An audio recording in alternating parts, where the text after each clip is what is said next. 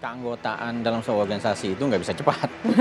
Tetapi ada beberapa hal yang bisa kita kita dapatkan ya. Yang pertama, BRICS itu di dalamnya ada negara-negara yang boleh dianggap superpower ekonomi. Ada India, Rusia.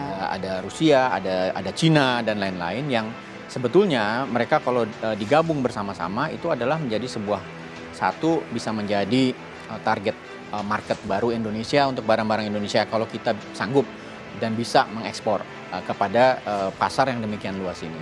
Dua, mereka juga sumber investasi. Cina investasinya ada di banyak tempat.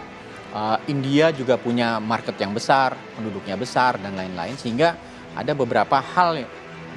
mungkin banyak hal yang sebetulnya bisa dieksplorasi. Tapi kan kita baru masuk, karena itu kita akan mengeksplorasi seperti yang disampaikan oleh Pak Presiden juga dan Pak Menlu, bahwa keanggotaan di BRICS ini penting dan bukan berarti Indonesia meninggalkan atau keluar dari organisasi yang lain yang mungkin ada Amerika di dalam. Indonesia tetap melakukan proses menjadi anggota OECD, sehingga kita mau mendapatkan best of both worlds lah kira-kira gitu.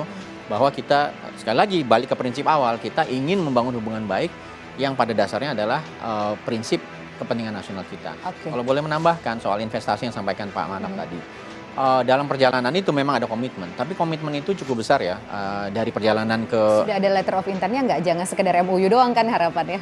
Iya, kalau investasi kan nanti akan dibicarakan oleh mungkin Menteri Investasi, akan ada kunjungan dan lain-lain. Tetapi komitmen yang didapat itu 18 miliar dolar itu bukan hal yang kecil. Bahwa pemimpin negara-negara itu bersedia melakukan komitmen bagi pemerintahan yang baru berjalan, waktu itu baru berjalan sebulan setengah loh, bahwa mereka bersedia, itu juga sebetulnya tanda yang cukup baik gitu. Tentu saja memang kita harus memfollow up. Dan yang terpenting menurut saya adalah kepercayaan itu bukan hanya PR-nya aspek foreign policy Indonesia, tetapi mungkin di dalam negeri kita juga perlu beberapa hal ya, dan itu bukan cuma pekerjaan negara, pekerjaan mungkin sektor swasta untuk ikut aktif terlibat dan lain-lain, sehingga ini adalah seperti yang berulang kali dikatakan Presiden, ini kayak mobilisasi lah kita ini karena kita ingin menuju Indonesia 2045. Karena itu semua kemungkinan yang bisa jadi anggota BRICS, masuk OECD, di APEC, di G20 dan lain-lain, itu semua dibuka pintunya oleh Presiden dalam 3 bulan pertama.